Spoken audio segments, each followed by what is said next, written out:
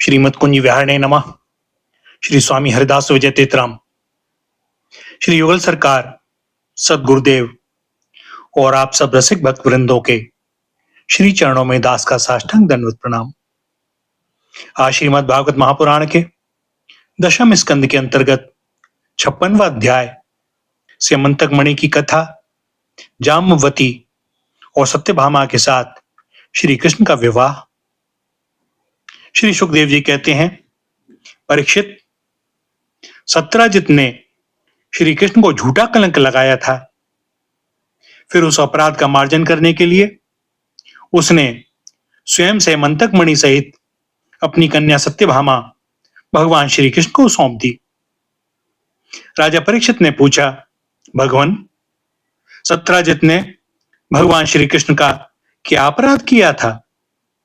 उसे स्यमंतक मणि कहां से मिली और उसने अपनी कन्या उन्हें क्यों दी? श्री सुखदेव जी ने कहा, परीक्षित, सत्राजित भगवान सूर्य का बहुत बड़ा भक्त था। वे उसकी भक्ति से प्रसन्न होकर उसके बहुत बड़े मित्र बन गए थे।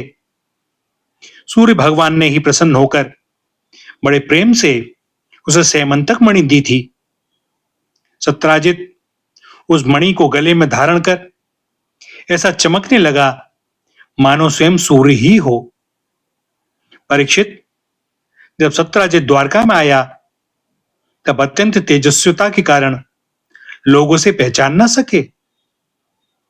दूर से ही उसे देखकर लोगों की आंखें उसके तेज से चौंधिया गईं। लोगों ने समझा कि कदाचित स्वयं भगवान सूर्य आ रहे हैं। उन लोगों ने भगवान के पास आकर उन्हें इस बात की सूचना दी। उस समय भगवान श्री कृष्ण चौसर खेल रहे थे। लोगों ने कहा, शंख चक्र गदाधारी नारायण, कमल नयन दामोदर, यदुवंश शिरोमणि गोविंद, आपको नमस्कार है।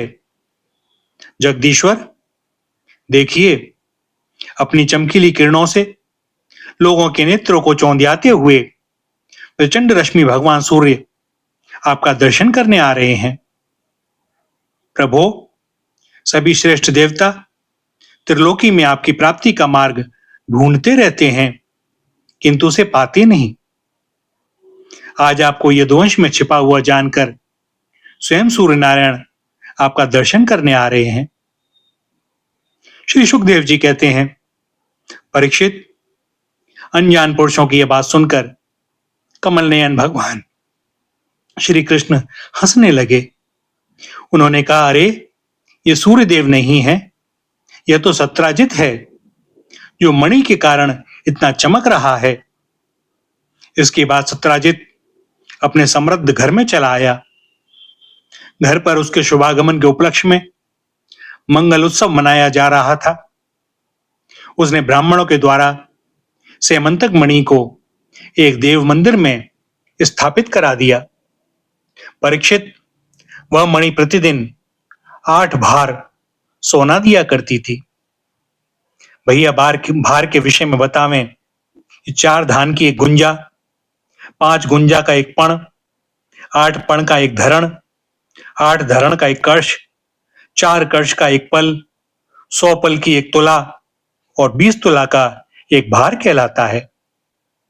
इस प्रकार वह मणि प्रतिदिन 8 भार सोना दिया करती थी। और जहां वह पूजित होकर रहती थी, वहां दुर्भिक्ष, महामारी, ग्रह पीड़ा, सर्प भय, मानसिक और शारीरिक व्यथा तथा मायावियों के उपद्रव आदि का कोई भी अशुभ नहीं होता था। एक बार भगवान श्री कृष्ण ने प्रसंगवश कहा, सत्राजित, तुम अपनी मणि राजा उग्रसेन को दे दो। परंतु वह इतना लोभी था कि भगवान की आज्ञा का उल्लंघन होगा, इसका कुछ भी विचार न करके उसे अस्वीकार कर दिया। एक दिन सत्राजित के भाई प्रसेन ने उस परम प्रकाशमय मणि को अपने गले में धारण कर लिया और फिर वह घोड़े पर सवार होकर शिकार खेलने वन में चला गया। वहां एक सिंह ने घोड़े सहित प्रसेन को मार डाला और उस मणि को छीन लिया। वह भी पर्वत की गुफा में प्रवेश कर ही रहा था कि मणि के लिए ऋक्षराज जामवान ने उसे मार डाला। उन्होंने वह मणि अपनी गुफा में ले जाकर बच्चे को खेलने के लिए दे दी। अपने भाई प्रसेन के न लौटने से उसके भाई सत्राजित को बड़ा दुख हुआ। वह कहने लगा, बहुत संभव है श्री कृष्ण ने ही मेरे भाई को मार डाला हो, क्योंकि वह मणि गले में डालकर वन में गया था। सत्राजित की यह बात सुनकर लोग आपस में कानाफूसी करने लगे, और जब भगवान श्री कृष्ण ने सुना कि यह कलंक का टीका मेरे ही सिर लगाया गया है, तब वे उसे धो बहाने के उद्देश्य से नगर के कुछ सभ्य पुरुषों को साथ लेकर प्रसेन को ढूंढने के लिए वन में गए। वहां खोजते खोजते लोगों ने देखा कि घोर जंगल में सिंह ने प्रसेन और उसके घोड़े को मार डाला है। जब वे लोग सिंह के पैरों का चिन्ह देखते हुए तब आगे बढ़े, तब उन लोगों ने यह भी देखा कि पर्वत पर एक रीछ ने सिंह को भी मार डाला है। भगवान श्री कृष्ण ने सब लोगों को बाहर ही बिठा दिया और अकेले ही घोर अंधकार से भरी हुई ऋक्षराज की भयंकर गुफा में प्रवेश किया। भगवान ने वहां जाकर देखा कि श्रेष्ठ मणि स्यमंतक को बच्चों का खिलौना बना दिया गया है। वे उसे हर लेने की इच्छा से बच्चे के पास जा खड़े हुए। उस गुफा में एक अपरिचित मनुष्य को देखकर बच्चे की धाय भयभीत की भांति चिल्ला उठी। उसकी चिल्लाहट सुनकर परम बली ऋक्षराज जामवान क्रोधित होकर वहां दौड़े आए। परीक्षित, जामवान उस समय कुपित हो रहे थे। उन्हें भगवान की महिमा, उनके प्रभाव का पता न चला। उन्होंने उन्हें एक साधारण मनुष्य समझ लिया और वे अपने स्वामी भगवान श्री कृष्ण से युद्ध करने लगे।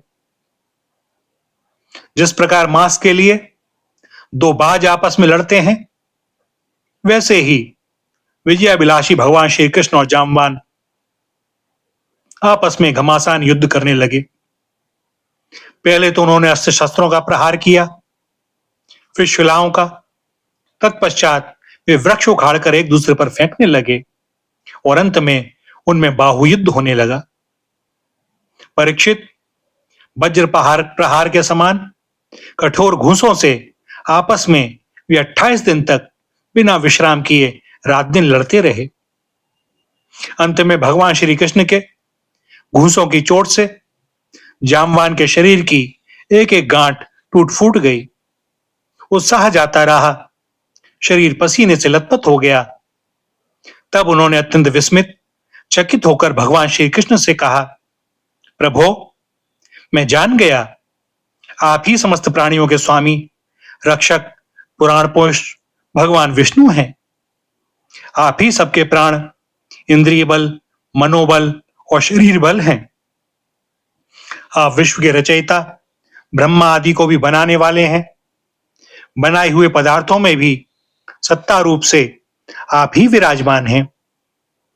काल के जितने भी अवयव हैं, उनके नियामक परम काल आप ही हैं, और शरीर भेद से भिन्न भिन्न प्रतिमान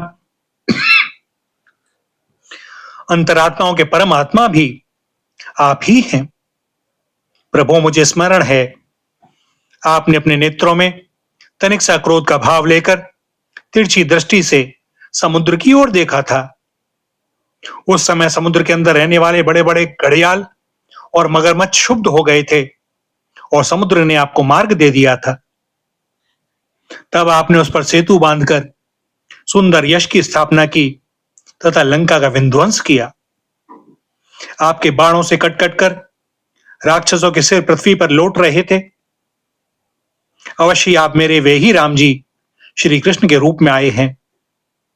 परीक्षित, जब ऋक्षराज जामवान ने भगवान को पहचान लिया, तब कमल नयन श्री कृष्ण ने अपने परम कल्याणकारी शीतल कर कमल को उनके शरीर पर फेर दिया और फिर अहेतु की कृपा से भरकर प्रेम गंभीर वाणी से अपने भक्त जामवान जी से कहा, ऋक्षराज, हम मणि के लिए ही तुम्हारी इस गुफा में आए हैं।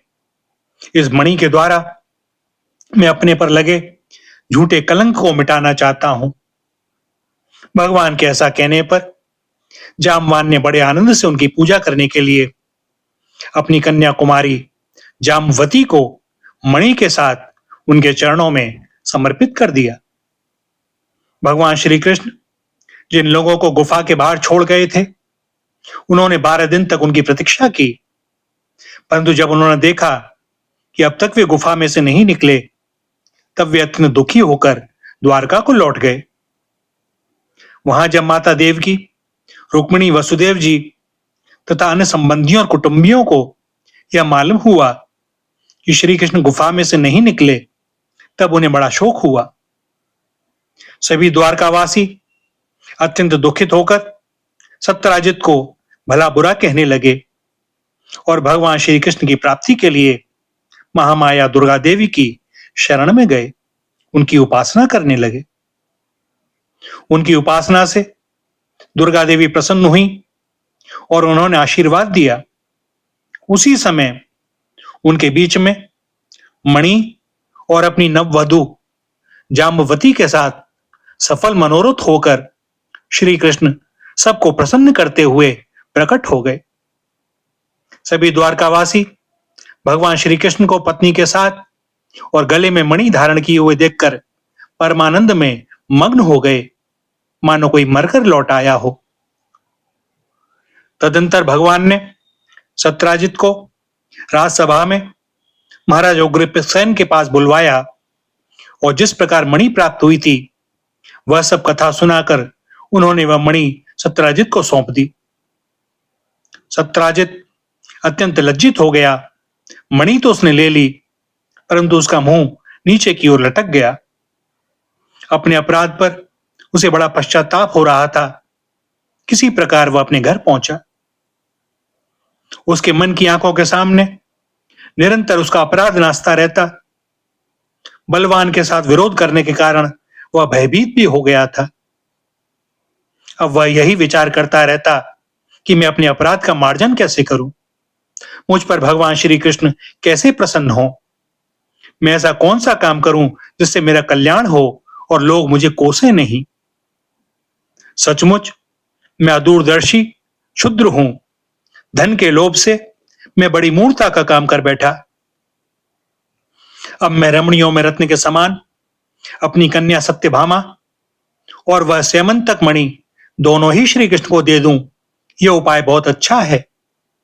इसी से मेरे अपराध का मार्जन हो सकता है और कोई उपाय नहीं है। सत्यराजित ने अपनी विवेक बुद्धि से ऐसा निश्चय करके स्वयं ही इसके लिए उद्योग किया और अपनी कन्या तथा स्यमंतक मणि दोनों ही ले जाकर श्री कृष्ण को अर्पण कर दी। सत्यभामा शील स्वभाव, सुंदरता, उदारता आदि सद्गुणों से संपन्न थी। बहुत से लोग चाहते थे कि सत्यभामा हमें मिले और उन लोगों ने मांगा भी था, परंतु भगवान श्री कृष्ण ने विधिपूर्वक उनका वाणी ग्रहण किया। परीक्षित, भगवान श्री कृष्ण ने सत्यराजित से कहा, हम स्यमंतक मणि न लेंगे। आप सूर्य भगवान के भक्त हैं, इसलिए वह आपके ही पास रहे। हम तो केवल उसके फल के अर्थात उससे निकले हुए सोने के अधिकारी हैं, वही आप हमें दे दिया करें। भैया, यहां पर दशम स्कंद का 56वां अध्याय समाप्त होता है और दास को अनुमति दें आज के लिए वाणी को विराम देने की। आगे श्री हरि की जैसी जो इच्छा। श्री राधा, श्री राधा, श्री राधा।